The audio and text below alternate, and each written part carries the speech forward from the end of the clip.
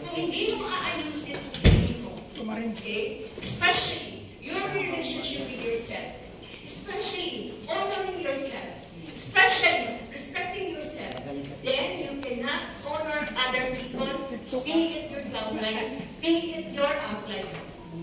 Okay? You cannot honor other people if you are not honoring yourself.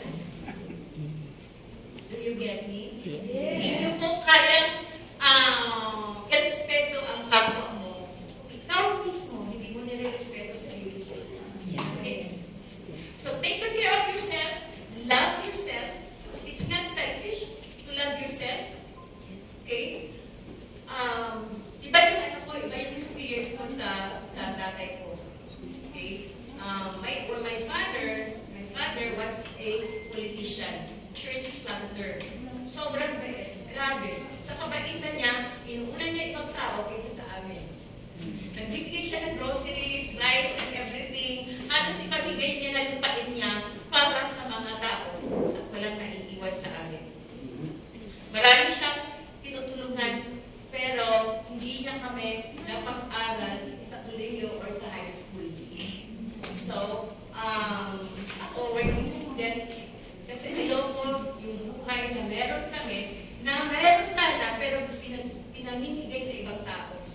And it's not honoring. Yan yung ano ko sa tatay ko.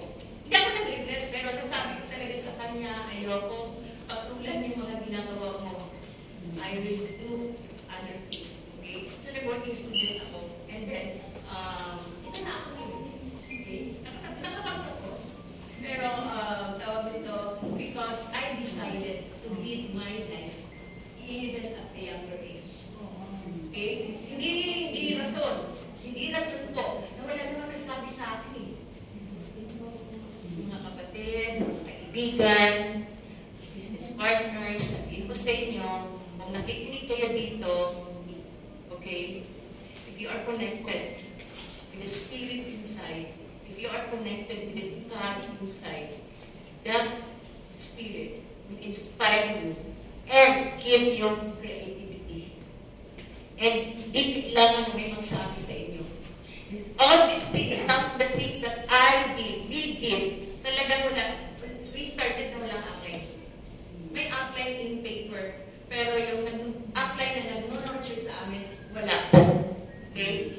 Wala. And natin is, ano lang, bonus na lang, like sa inyo na may mga upline kayo, tinutulungan kayo, sinusuportahan kayo, ino-nurture kayo. Bonus yan.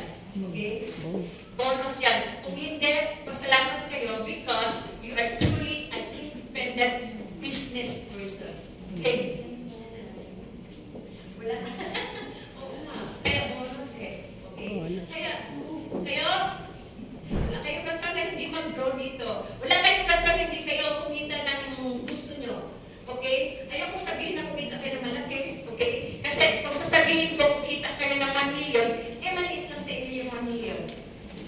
Diba? Okay. I have good news.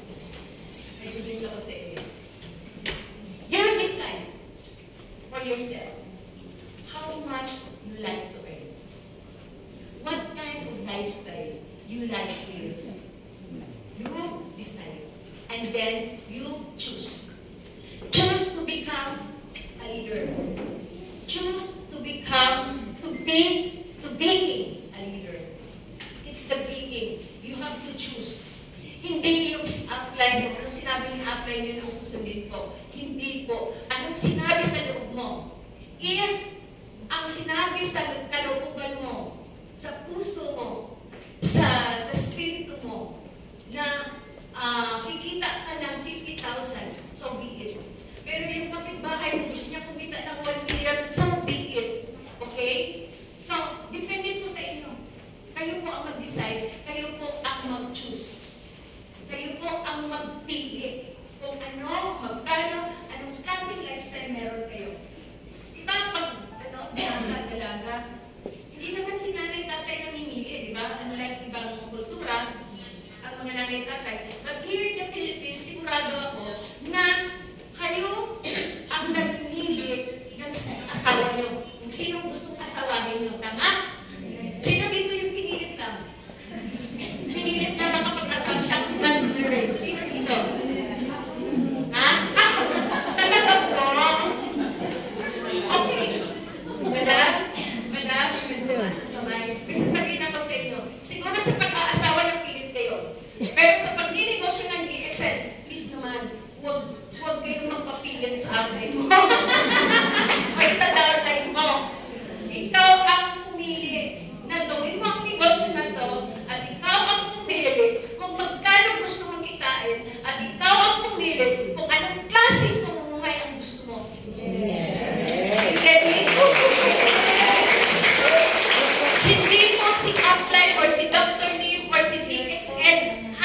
magsasabi kung anong dapat nating gawin. Do you get me? Yes. Kayo mismo, ako mismo, ang leader sa sarili ko. Of course, I learn from other people, but the final say is me.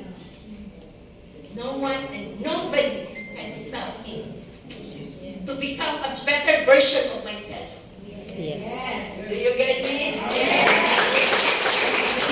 Okay, so, sasabihin niyo, negosyante, pero hindi kayo marunong mag-BOM, hindi kasi ako marunong mag-BOM. Umalis na kayo, umalis na. Umalis na. Ay, hindi kasi ako makapagsalita kasi grade 1 lang ako. Umalis na kayo. Wala kayong lugar dito. Kasi negosyo yung pinag-uusapan natin. You being a business person. Yes? Yes. Being is the being. Enjoy yourself. Embrace yourself as being. Okay? Sinong sleepy dito? Sinong gusto matulog? Okay? So, yeah, how to advance? Be the being. Okay? Being. It's the being. It's leading yourself to what you want in your life. To what you prefer to enjoy your life. Okay? Siguro naman tinanong kayo kanina ni Christina, no? Tinanong kayo ni Christina kanina, ano po ang maganda? Yung kalma yung pag-iisip? O yung magulo ang pag-iisip? Kalma. So may ano siya, suggestion. It's one of the tool. So niya is one of the tool, right? Yes. And being a business person is just one of the tool for you to be successful. DSM is just one of the tool to being, to exercise, to tawag nito, para maging successful, okay, you have to decide, and one of the best tool in the world is DSM.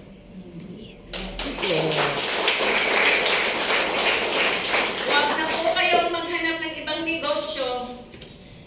Si DXN is more than enough to make you what? Become what you want to be. Gagawin nyo lang, mag-choose lang kayo, it's all up to you. Okay?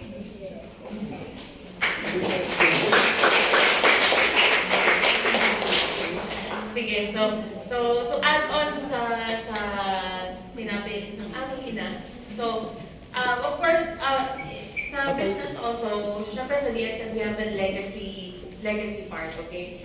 So, kami, hindi rocket science or hindi siya 5 minutes lang naisipan namin, sige, mag-DXN kami. It was an ongoing process. So,